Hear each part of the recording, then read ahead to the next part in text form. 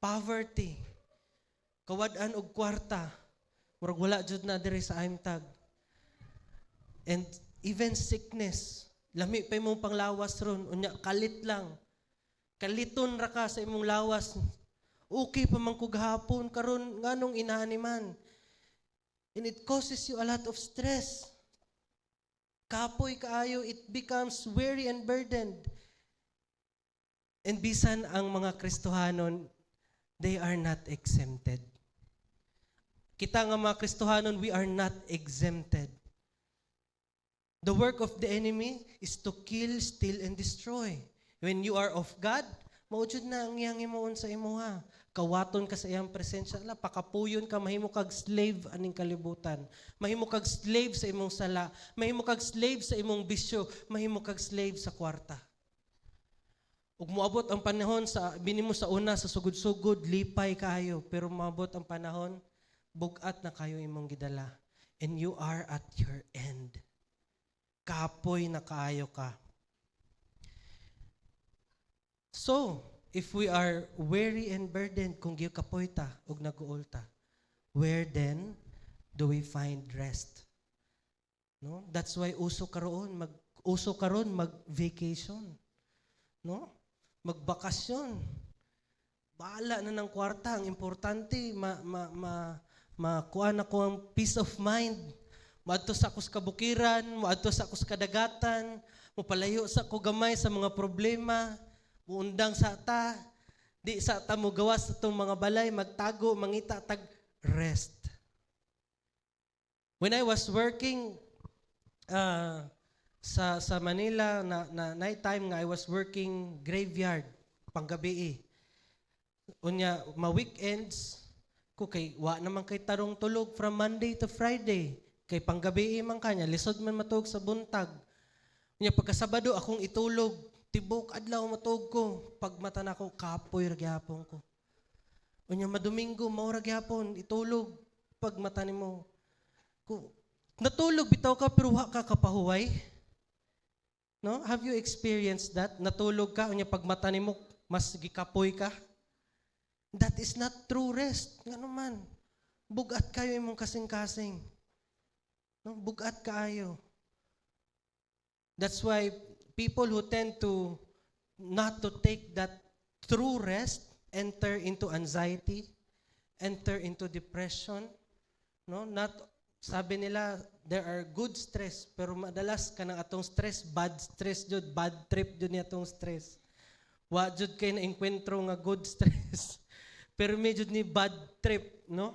Mao jud na atong giatubang permi. And God is calling His children, anak, come to me and take a rest. Now that is the word of the Lord this morning, and in a kapoy ug guol kaayo nga kalibutan, where do we find true rest? Asa jud ta makakita og tinud-anay nga pagpahuway? Number 1, we find rest in God's help. It says there in verse 28, Matthew 11 verse 28, come to me. Ina mong tupad, come to me. All you who are weary and burdened, and I will give you rest. Kinsa diri ang weary and burdened? Kinsa gikapoy og naguol? Ikaw na. That offer of God is for you. All. Ang tanang gikapoy are all invited to the presence of God. See, the leading cause of physical death, the leading cause daw karon. Ako ang igsuon nga kinamanghuran, nurse. Ang ning sunod nako is a psychologist. Ug ingon sila, the leading cause of death, physical death, is stress. Tungod sa stress, tungod sa mga problema, manggawas ang tanan sakit. Na-stress ra ka, tanawa ang sakit, nagsunod-sunod. Number 1 cause of physical death is stress. The number 1 cause of physical death, of spiritual death, is sin. Ang number 1 nga gapatay sa to ang kalag is mga sala. And God is offering us a solution, a help sa duha, sa physical death ug sa spiritual death. God has an offer para sa imuha ug para kanakto. The problem is, dili ta ganahan magpatabang. Pag naatay problema, kinahanta ato ang suluhon. Akuon, ako ra ni, dalun ko ni hantod sa kamatayon. Ako aning suluhon ni ako ang problema. Ako anong suluhon tanan. Mauwaw ko ingon ana nila. Mauwaw ko atubang sa Ginoo. Pride.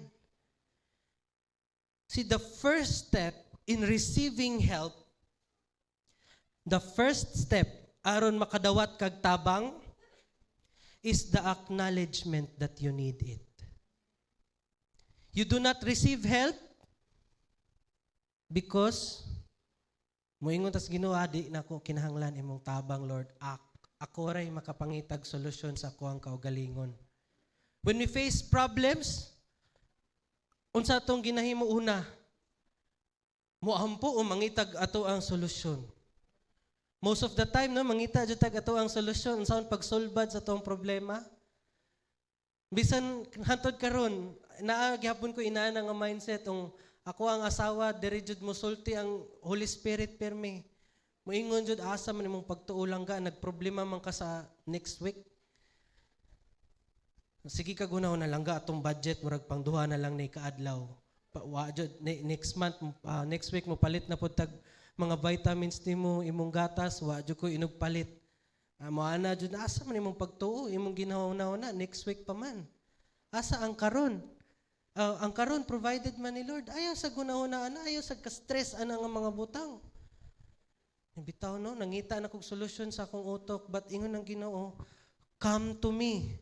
The moment you are weary, the moment you are heavy laden o nabugatan sa mga problema, ingon dayon ang Ginoo, ali diri ka nako.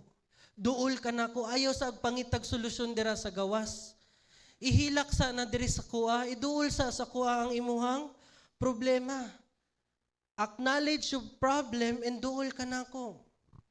No, ayaw pasakaha imong garbos kinabuhi. Ingon ng Ginoo, come to me. And that's why you are here.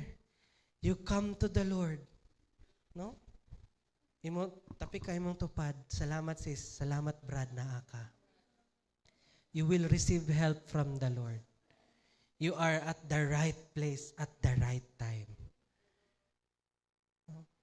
Sa Bible study pa kanina dito, when you hear this message, do not harden your hearts. Inig marinig nimo nga gasulti ang Ginoo, ali diris ko, ayaw pagahiyay mo kasing-kasing. Duol, ayaw kaulaw. Di man ganit ta maulaw ni kapitan, ni mayor, mangayog tabang sa bisan unsa. Sa Ginoo panoon ron. No? Ayaw kaulaw sa Ginoo. The invitation of God's hand is open para sa imo. He is willing to help you. All you need is to come. Ayaw tago.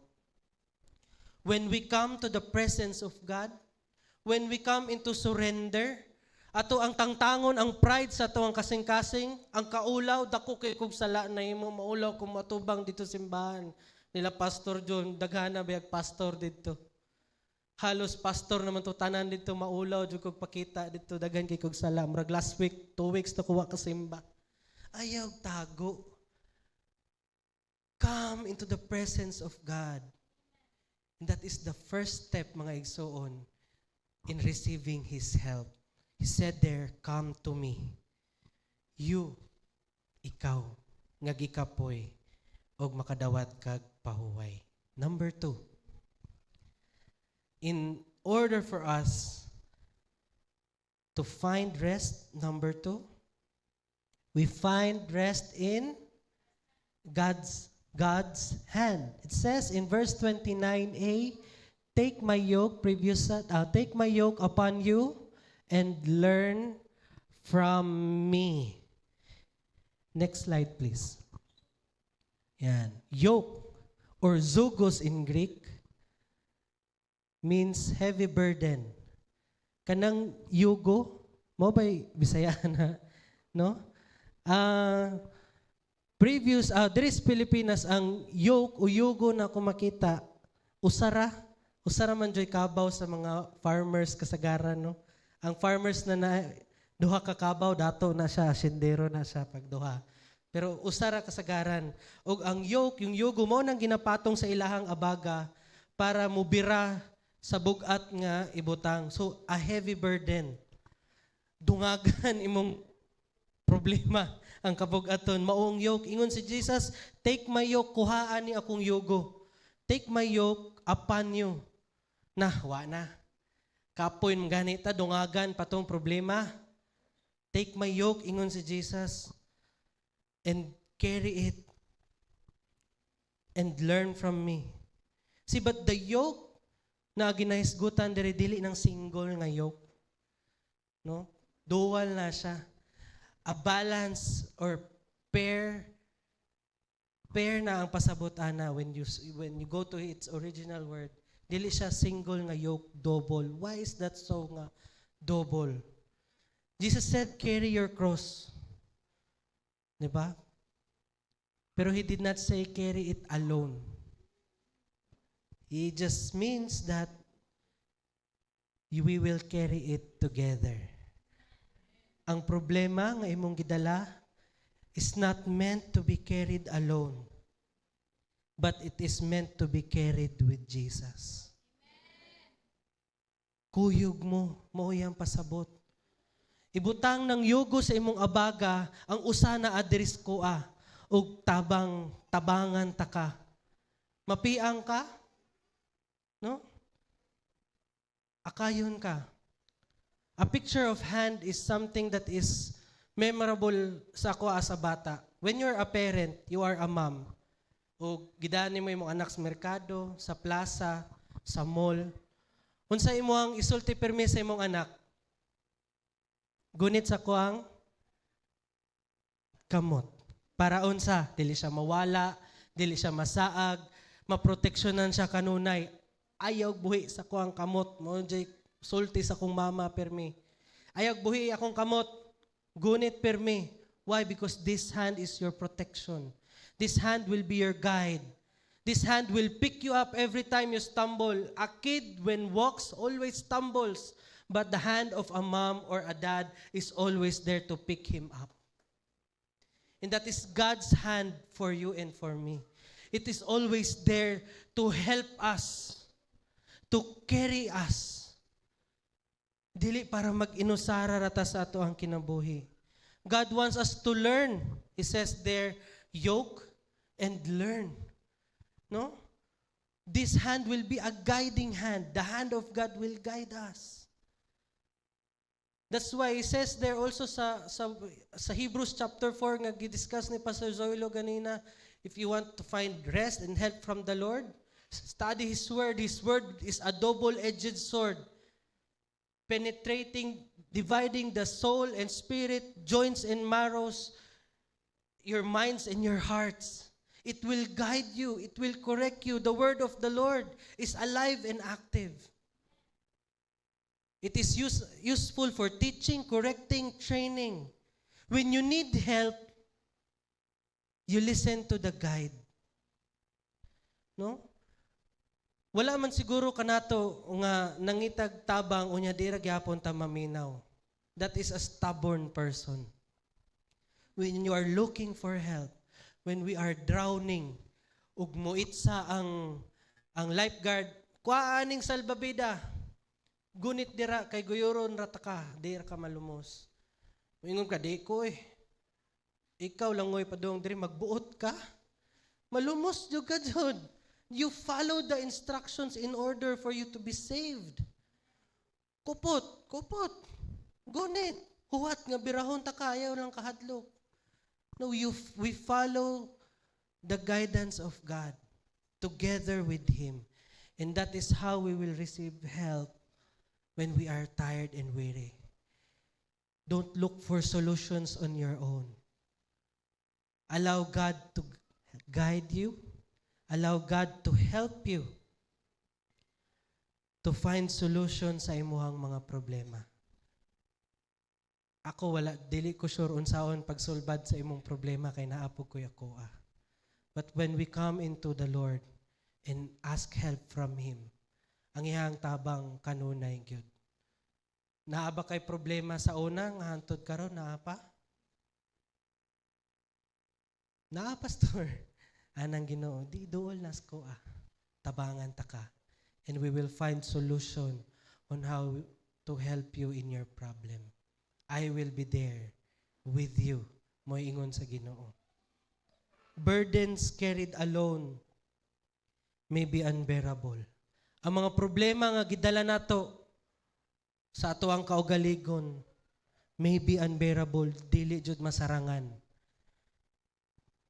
But with Jesus and His guidance, it is easy and light. Amen? Says there, for my yoke is easy and my burden is light. Akong tabang para kanimo, dili bugat, gaan ra.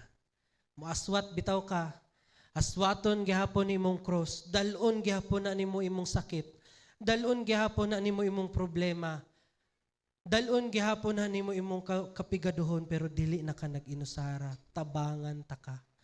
Tagaan ta kag kusog nga makalahutay. Eventually makit-an nimo ang solusyon sa imong problema if you take it with me. Ang nagdala sa ilang mga problema nga nag-inusara to 6 feet below the ground. Pero ikaw ang Ginoo, come to me kay tabangan ta ka. Lastly, we find rest in God's heart. Ingon dire, for I am gentle and humble in heart, and you will find rest for your souls. Sa bata ko, pag makabuak kog plato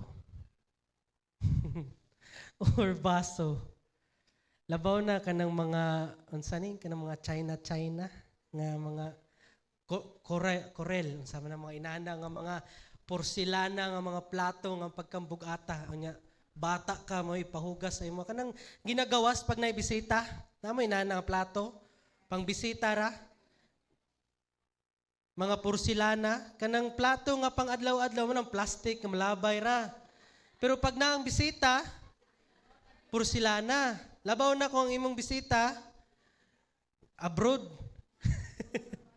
Ang baso nga kanang plastic mo nang pang-adlaw-adlaw pero parang naibisita kanang murag kanang pang wine.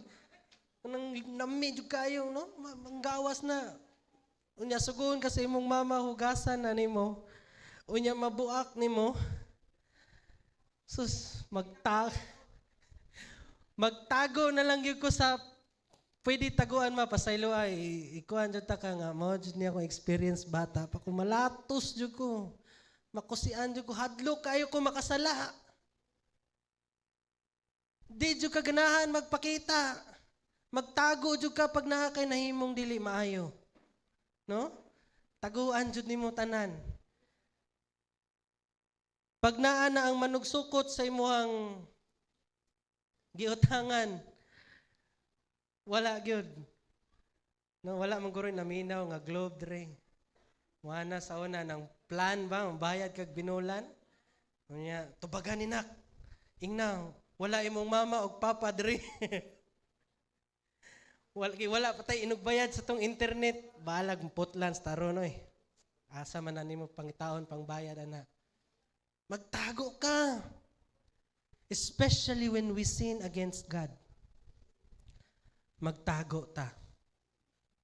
Dili ta mo duol kaniya. Mahadlok tag atubang sa Ginoo when we sin against Him. Mahadlok tag duol sa Ginoo when we are bombarded with a lot of problems. Mahadlok tag duol sa Ginoo daghan kitag problema. Labaw na ang mga season na Kristohanon. Ingon kag pila nakakatuig nang alagad sa Ginoo. Unya kalitra ka natumba, kalitra ka nahimong sala, kalitra ka nagmasakit, mauwaw kag atubangan sa imong silingan nga morning Kristohanon ng lagad sa Ginoo. Moray kadangatan ani niya. Grabe pang haleluya, haleluya. Maura ning anak sa Ginoo.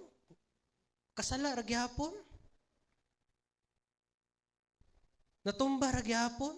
Mo ni anak sa pastor. Mo ning pastor. Mo ning alagad sa Ginoo. Mauwaw gid tagatubang sa Ginoo. Mauwaw mo ganing tagatubang sa tong mama o papa. Unsa na lang sa Ginoo. But see, this is the heart of God. His heart is what? Gentle and humble. He said in His word, samtang naglangoy ta sa kalapukan sa sala, gipakamatyan ta niya. He humbled Himself by becoming obedient to death, even death on a cross. Kay nganong gilantaw kaniya og ako. Wala niya gilantaw ang iyang pagka-Diyos. Iyang gilantaw ang iyang pagpalangga sa imuha og sa ako. That is how gentle and humble His heart is. Minguntag God is just. Latuson ta niya sa panahon nga nasayop ta. Pero sa panahon na nasayop ta, gipakamatyan pod ta niya. That is His humble and gentle heart for you and me. So do not say unto the Lord, na Lord, nakasala ko, di sa ako manimba. Di sa ako magpakita nimo, mapalayo sa ako sa pangalagad sa Ginoo, magpahuway sa ako. Do not say to the Lord, nga mo ang imong himuon, nga naman that moment na natumba ka, that moment na nakasala ka, that moment nga gipasakitan nimo siya, mo nang gibayran niya. That is His humble and gentle heart. Jesus displayed this gentleness and humility on the cross, His greatest act of love for you and me. When we are sinning, He said, "Duol anak, come to me." Sa panahon nagikapoy ka, Lord, kaapoy na kayo ko. Pila na ni katuig niya kung pagpangalagad. Kaapoy na kayo ko, Lord. Sakit na kayo kong lawas. Daghan na kayo ko gibatsyag. Kaapoy na kayo ko, Lord. God is saying, come to me. Ayaw kaulaw, I am gentle and humble in spirit. Unsa man na imong problema atong istoryahan. No? Mahadlok taga duol sa tumama kay way istorya latos diretso. Pero sa Ginoo ana ang Lord, ato anang istoryahan. Ato anang tabangan. That moment when you run towards God, the story of the prodigal son, nga iyang gigasto tanan ang gihatag sa iyang amahan. Sa panahon nga nahurot, hingbalik, pero wala pa siya katungtong sa tugpahan sa iyang papa, gidagan na siya, o gigakos, anak, salamat, hingbalik ka. Anak, salamat, ning duol ka. Palangga bayata ka. Gidagan to niya, nganuman, kay sa ilang tradisyon, kana nga tawo nga mubalik, og naghimo ana nga sala, batuhon, stone to death. Kay dili na siya angayan mo balik sa tugpahan, sa tugkaran sa iyang amahan. Ikaw ug ako na nakasala, di na ta angayan mo balik sa presensya sa Ginoo ug maka-experience siya og tinud-anay nga kapahuwayan. But the God who is just is also graceful and loving and kind and gentle. And He is willing to accept you and me. In order for us to receive tinud-anay nga kapahuwayan so that your soul can rest. Ang imuhang kalag makapahuway. Ang pisikal nga kapoy kaya pa. Pero ang emosyonal ug ang hunahuna nga kapoy mo dala nato sa pagkabuang, mo dala nato sa pagkamatay, mo dala nato sa pagkaguba sa tuang kinabuhi. But God is saying this. I like it how He encaptured this sa Jeremiah chapter 6, verse 16.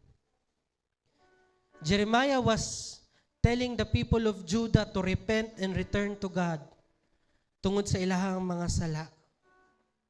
To remember God when you are in trouble. Jeremiah was reminding them. Can we show the next slide, please? It says here in Jeremiah chapter 6, verse 16, while Jeremiah was reminding them, undangay niyong sala, balik mo sa Ginoo. And this is what the Lord says. Stand at the crossroads and look.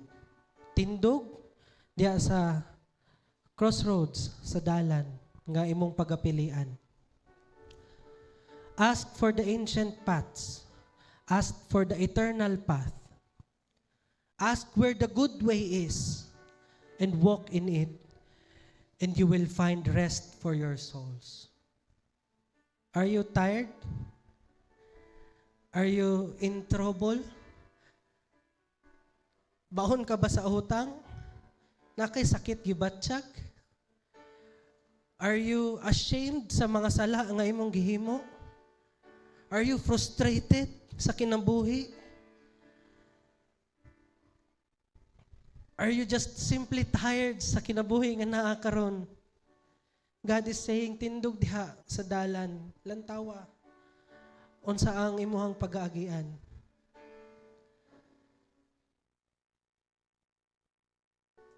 Pangitaa ang dalan padulong sa kuha. Pangitaa ang maayong dalan. Pangitaa og lakat diha. Why? Because Jesus says, come to me. Pangitaan ang presensya sa Ginoo og duol ka nako. God is inviting you to come into His presence. Why? Because in that road, in that presence, you will find rest for your souls. Makapahuway ka sa problema nga imong giatubang. Dili man nimo kinahanglan og solusyon dayon. All you just need is to find rest and surrender it to God and allow His hand to guide you and lead you, to help you, and to trust His heart. Di ba naikanta? God is too wise to be mistaken. God is too good to be unkind. When you don't understand, when you don't see His plan, when you can't trace His hand, trust His heart, because that heart loves you so much and He wants you to find rest in His presence. This morning, are you tired? This morning, ning anhe baka diri sa simbahan, bit-bit daghan kay kag problema o kaguol sa kinabuhi. I hope this message and reminder of the Lord leads you into His presence. Because there, makit-anay nimo ang tinud-anay nga kapahuwayan. Amen? Hallelujah.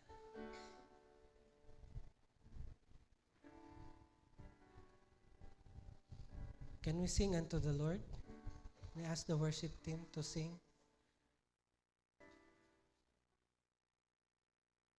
May I invite everyone to stand. This moment, kabalo ko, bisan di mo manulte. Klaro sa ato ang mga naong gikapoy na punta. Lord, hapit na mahuman ang tuig, taas-taas na jud niya mong agi. Daghan kayo migyatubang nga problema, daghan pud big na solusyonan nga problema. We want to go beyond, but we are tired, O Lord. This morning, we will surrender all our problems diha kanimo. This morning, among isurrender tanan among kaguol. This morning, among surrender tanan among gibatsyag. Kay ikaw lang Ginoo ang naay mahimo. Ug sa imong presensya naay tinud-anay nga kalinaw ug kapahuwayan.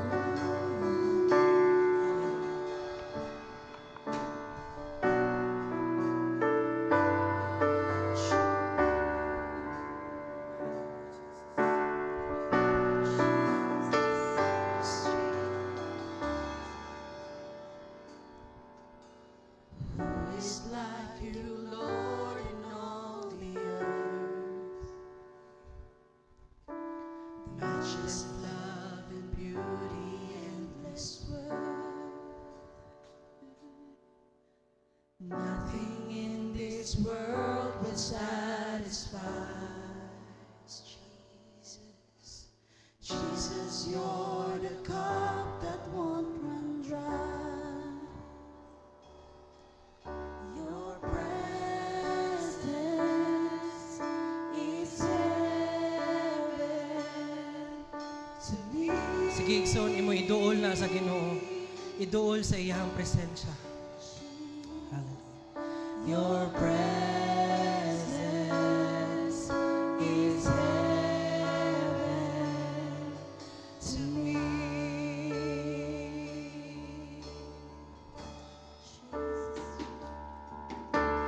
Treasure of my heart and of my soul. In my weakness, you are merciful. Redeemer of my past and present wrong. Holder of my future days to come. Your presence is heaven to me.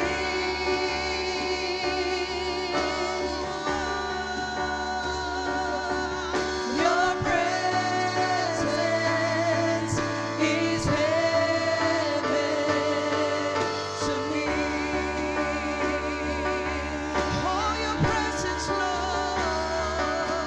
Your presence is heaven to me.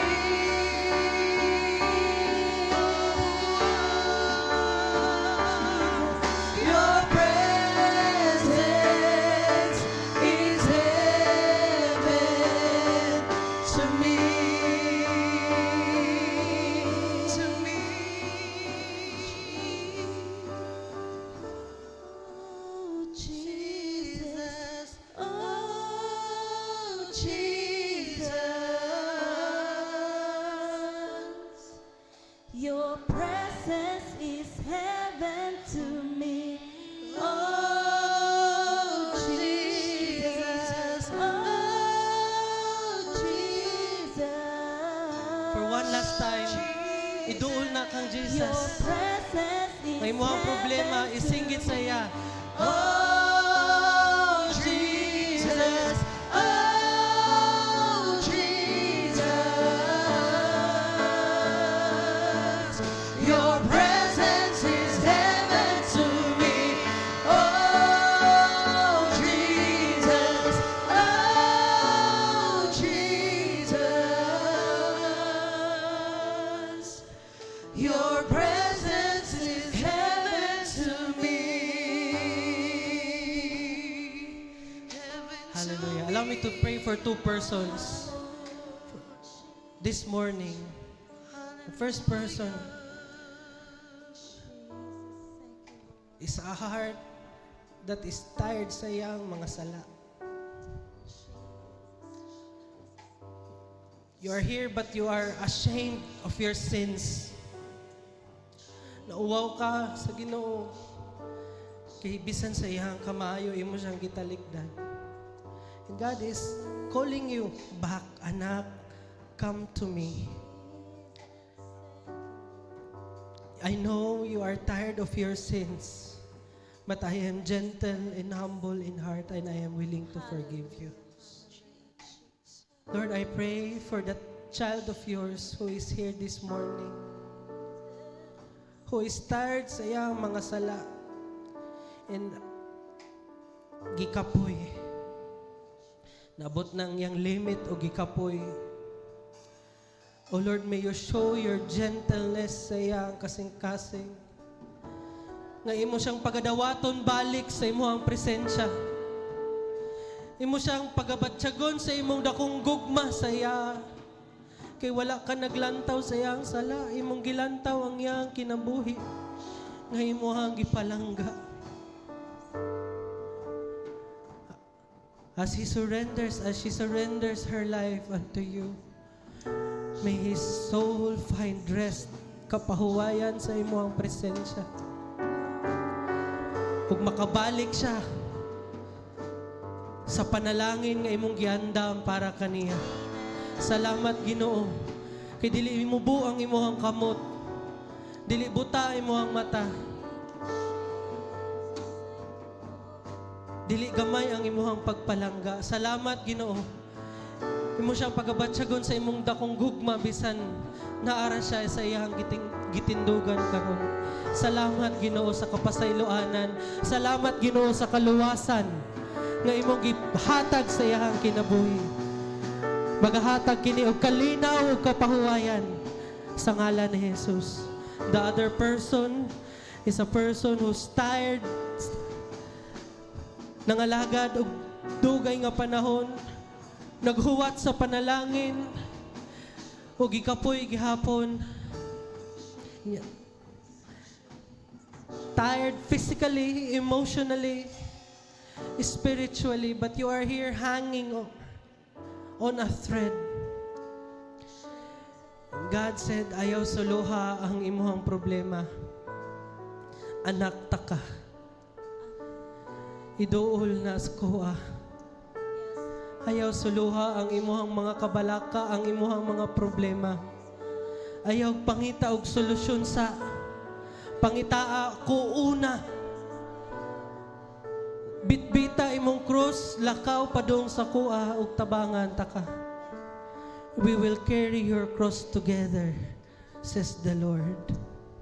Dili na nimo dalon na ikaw rausa.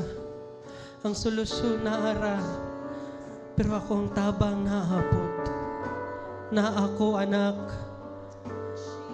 dungan ta, kuyog ta. Salamat sa pag-surrender sa imong kasing-kasing. Salamat sa pag-surrender sa imong problema. God is with you. He will carry your cross with you. He will carry your problems with you. He will carry your sickness with you.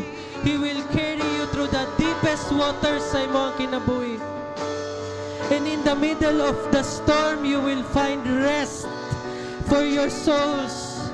You will find rest for your body. His mercy shall never end.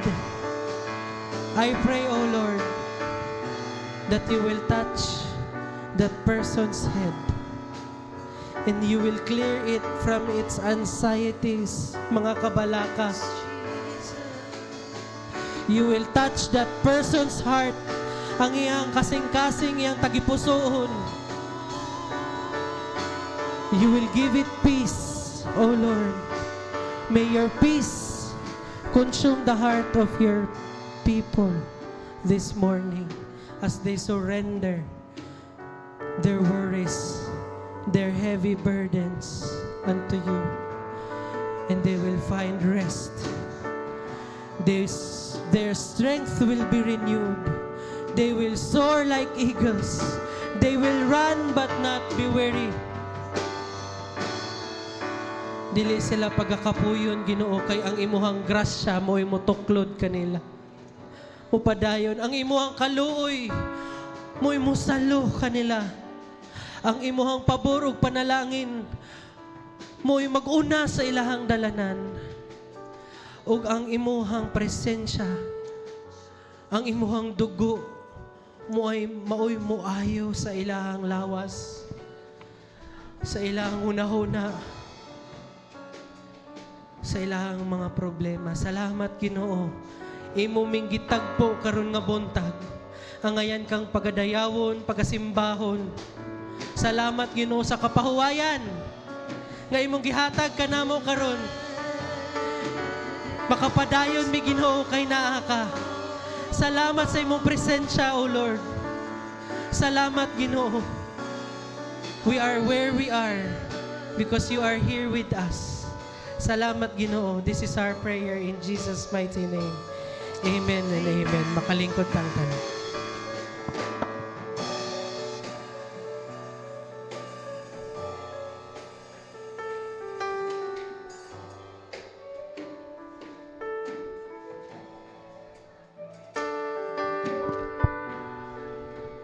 Hallelujah, no?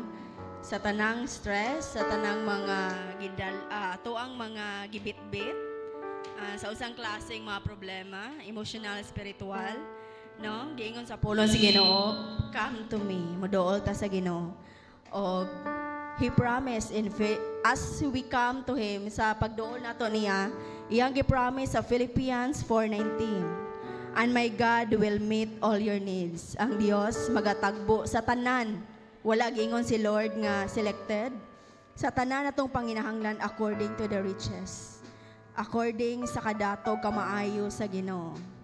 So, sa atong as we give our tithes and offering, He reminds us in 2 Corinthians 9:6, whoever sows sparingly will also reap sparingly.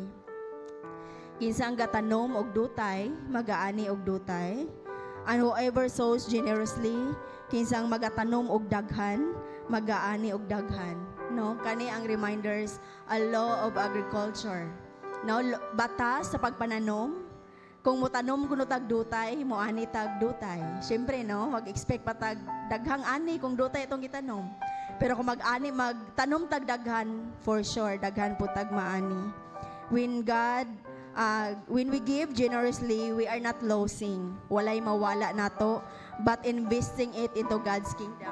Sa atong paghatag sa atong tithes and offering, it is a seed of faith. Kani Lord, pugas ko ni sa pagkakaroon, gamay pa man akong gipugas, Lord, but later on, I know, blessed na sa Ginoo, mudaghan atong gipugas. Dili na tanan makawang mga igsoon, kaya atong gipugsan is kingdom of God. Hallelujah. So atong gunita, atong tithes and offering, and let us pray. Our most precious Heavenly Father, salamat Ginoo, ikaw ang Diyos, na sayod nakakita sa tanang panginahanglan sa imong makanakan, Lord. As they give their tithes and offering, Lord, as a sacrifice, as a gugma, Ginoo, dinha kanimo gugma sa paghalad. Salamat, Ginoo, ikaw ang Diyos, mag-bless niya ng tanan, Ginoo, nga ilang gigunitan. Salamat, Lord, as you promise, o kinsang magatanong, Lord, magaani. Salamat, Ginoo, sa saktong panahon. Tanang gitanom si mong makaanakan, Lord, mo kaani og daghan, pilo-pilo sa tanang aspeto sa kinabuhi. Lord, bless them, O God, sa tanang aspeto sa ilang finances. Ikaw ang Diyos, mag-provide sa pahinahanglan matag-adlaw sa pagkaon, Lord God. Salamat, ikaw ang Diyos, mag-bless sa emosyonal nga bahin, sa tanang problema sa mong kanakan, Lord. Ikaw ang Diyos, ang kapahingahan, Lord God. Salamat, Ginoo, sa protection matag-adlaw nga mo ang na-experience. Sa tanan, Lord God, ako na kaayong panalangin nga imong gihatag kanamo, Lord, sa pag-protect nimo sa mong pamilya, sa pagmata na mo, Lord God, kauban mo mahal sa kinabuhi nga buhi kompleto, Ginoo. Salamat, Lord, ikang Dios, mag-bless as sa imong mga anak, Ginoo, maghahatag sa tithes and offering. Salamat, Ginoo, kanitanan magamit sa imong kingdom, Lord God, magamit sa tanang aspeto, Lord God, para sa mong gingharian. To you alone, Lord, be the glory, praises, and honor. In Jesus' name, amen.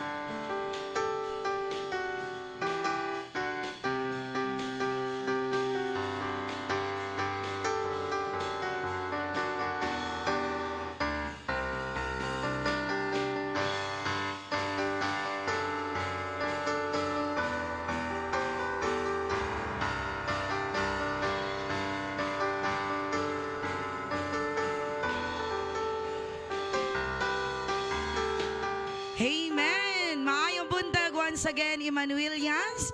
Today, let us have our announcement. Palakpakan na tong Ginoo. This will be the last Sunday of the month of August. And to God be all the glory na survive na dyan nato ang tunga, no? Sa tuig. And hello, September, no? Ato ang palakpakan ng Ginoo. Mura ko gaglitch ba niya kung tingog or something or sige lang. Sige, anyway, this time mga kaigsuunan, let us congratulate all our successful event nga natabo this August sa Dalaygo ng Ginoo. And of course, ato ang mga successful event, especially sa ato ang youth department. Palakpakan na to sila, oy. Madasigon nga palakpak para sa ato mga youth department because this evening, karon gabi una sa ato ang service sa gabi. There will be a special service for all of them, okay? So we are encouraging everyone, especially sa ato ang mga young people, to please, let's attend our evening service tonight because maokini ang ato ang nininghang na ko cellphone. Pwede mo, wait, kare. Our Aimtag YA Youth Sunday Service. Ang ato ang speaker for tonight will be Pastor Brian Albarina. Okay? So, mag-start kini at 6 p.m. and will end at 8 p.m. Okay? So, mga mama, moingon og praise the Lord. Kung ikaw sa ka mama, adun na kayang people, anak nga mga batanon, ipadala na karon sa gabi na. Ipadala na karon sa gabi diri sa atong simbahan because we will have our special Sunday service for all of them. And kung yung people kaing na mo adto ra gihapon ko, okay? So see you there, see you tonight mga ka-Emmanuelians because I believe no na mo amplify to testify ra jud tang tanan, especially atong mga young people. Amen. And sa atong mga inahan sa kanunay panabang, we will be having our home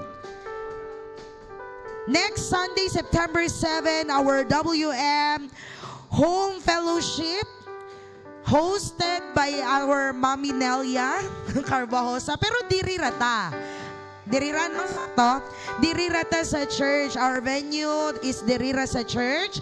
2 p.m. sa hapon o ginapa nga bay nako ang tanan nga please ayaw ninyo gosiki ang ato ang fellowship nga moabot because sayang kaayo no ang tsansa nga maka-fellowship tang mga mama. Ingnay mo tupad kung mama na, attend jud ka. Huwaton ta ka, dira sa gate, sa guwas. Okay? So all of us, mga inahan, let's join, let's fellowship, no? And mag-take a break po ta.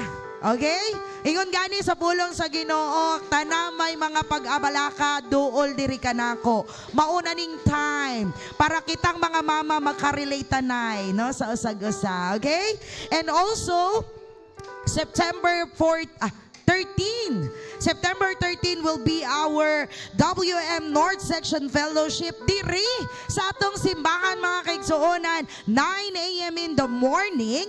And of course, let us bring our own baon and wear our red t-shirt. And of course, let's have our registration nga 50 pesos. And ingnay mo ang kaugalingon, mo attend ra gihapon ko. Kay diri ra jud sa simbahan, di na tamo mo baklay paglayo, di na mo plete. So what are we waiting for, no? Kinahanglan 100% I'm tagmama sa ang naa dire sa upcoming nato nga fellowship. Palakpakan natong Ginoo na. And also in line with that, mga kaigsuonan, sa tanang mama and papa, let's continue to support our BGMC para sa atong mga Jesus Kids Club nga nagtigom, no? Atoa silang tudloan to give their offerings, their sacrifices unto the Lord because sooner or later, they will be the one, o sila na ang dason nato nga magpalambo sa kasimbahanan. So, again, no? Kung aduna may mga coins, papel, kwartani ha, coins, papel, ihatag nato sa tong mga anak para isulod po nila sa ilang alakansya. So any Wala na, no? Wala na yung additional nga mga announcement. Our Mondays to Fridays na diri mga kaigsuonan. Our schedule sa Face, sa midweek, sa life group, tanan-tanan mga kaigsuonan. Let's actively join no our activities diri sa simbahan for the glory of the Lord. And happy birthday sa tanang nag-birthday. To God be all the glory. Happy birthday, Mami. I love you. Ginahatag na ko the rest of time ni Pastor Mark Kim.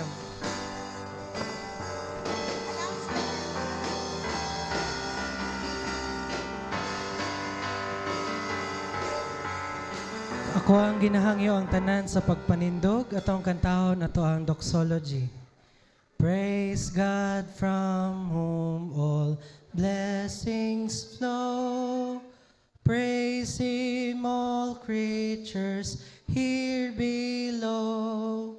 Praise Him above ye heavenly host. Praise Father, Son, and Holy Ghost. Amen. The Lord bless you and keep you. The Lord make His face to shine upon you and be gracious to you. The Lord lift up His countenance upon you and give you peace. In Jesus' name, Amen. Ayong buntag sa tanan.